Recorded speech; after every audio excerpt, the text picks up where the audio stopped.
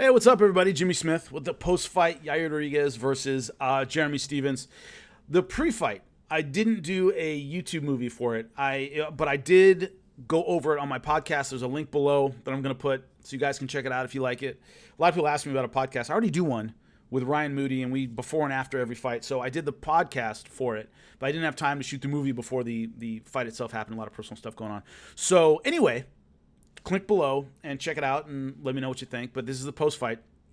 This was a card that had a lot of potential on paper to at least be scrappy fun. Not a lot of great names outside of the main event.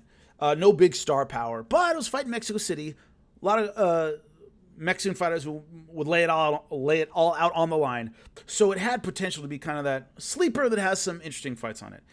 It didn't really work out that way. One finish on the main card. You had a draw. You had an eye poke in the main event.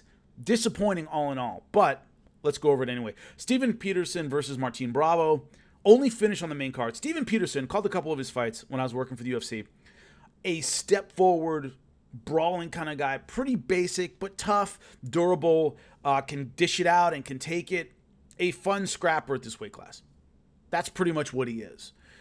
Martin Bravo came out with better technique. He looked sharper, stayed behind the jab a little better, a little bit cleaner with his striking technique. I gave him round one. But one thing I noticed as the fight progressed is he never really respected the power of Steven Peterson. His hands were low a lot. He was moving backward and forward on a straight line. Not a lot of head movement. It was, hey, I felt what this guy can do, and I'm not afraid of it. A, it seemed like I'll see his punches coming, so I'm not worried about it. And B, it seemed like, oh, if he does hit me, it's not going to put me down. I've seen what this guy can do. I'm not afraid of it. It seemed like that in round one. I gave Martin Bravo round one. Round two, kind of more of the same, but it was just, I remember thinking during the fight, man, this guy better start keeping his hands up at some point, because Peterson, not a great fighter by any stretch of the imagination, but he can put something behind a punch. And boom, spinning back fist in round two, and it is over. Martin Bravo gets knocked out in Mexico City by Steven Peterson. Steven Peterson stays in the mix. And when I mean in the mix, I mean in the UFC at 145. He's scrappy, he's entertaining, he's aggressive, he'll go for it against anybody. Will he beat elite talent? Not from what I've seen. Doesn't have the biggest toolkit in the world. There's not a ton he can do. Pretty basic kickboxing style, but he's fun to watch.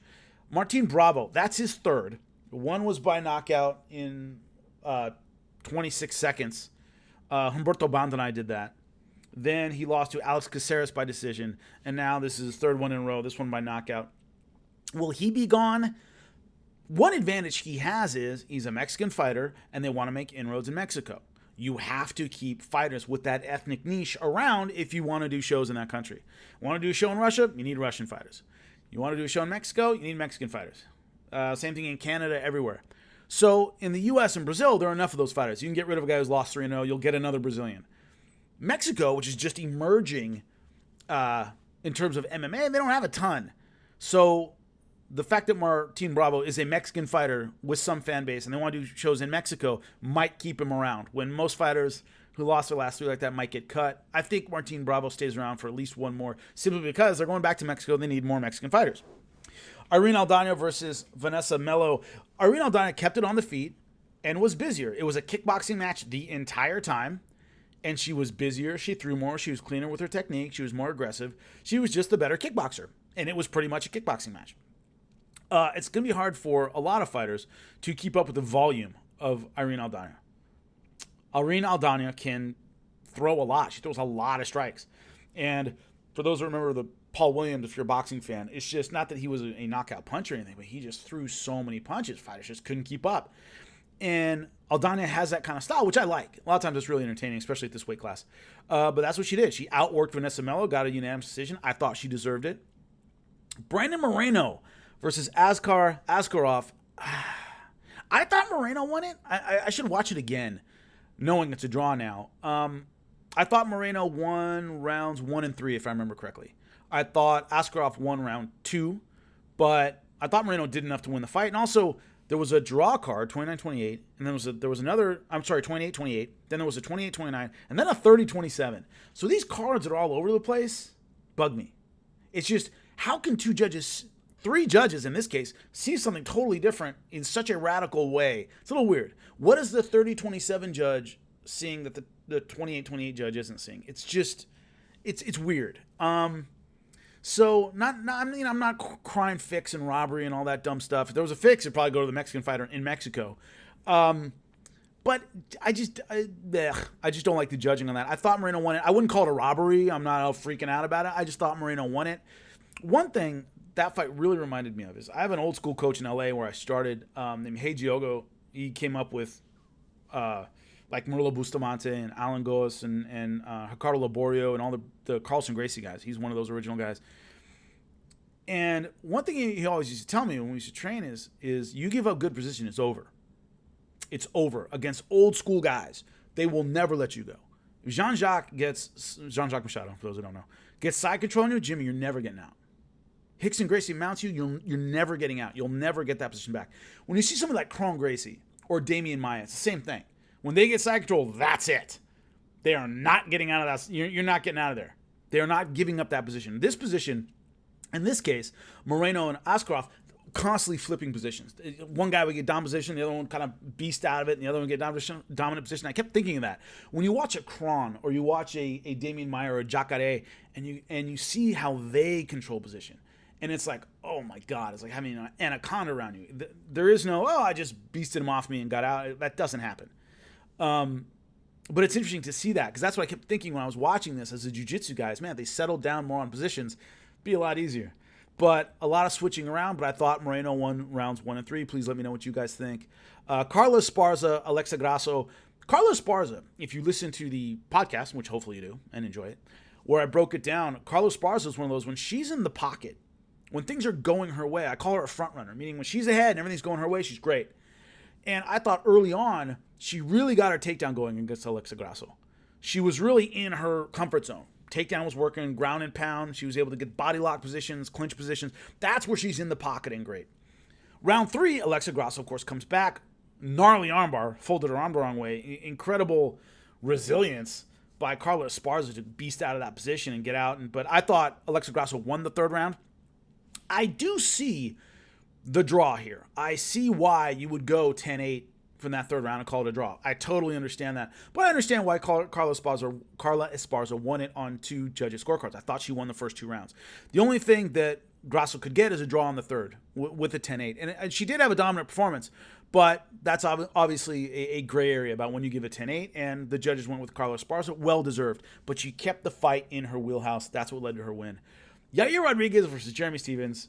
Eye poke in 15 seconds. Look, one of the reasons it's different from, let's say, the Todd Duffy eye poke that we had last time, and I'll compare them, is, number one, Jeremy Stephens has a backlog of gritty, tough, difficult, grueling fights in the UFC. He's never shown any quit. Ever. No one who has ever watched Jeremy Stephens fight can question his heart and his guts and his fortitude. He's fought some of the best in the world, and he's never backed down. He's never quit. That happened. Secondly, 15 seconds in, the tide had not turned. Neither fighter was sweaty. Neither fighter was tired. Neither fighter was thinking, oh man, this might be, I'm not doing well. If this has been the 4th round of a fight where Jeremy Stephens is getting his ass kicked and he's going, oh man, eye poke, maybe this could be my way out of here. Sure, maybe then you can suspect it.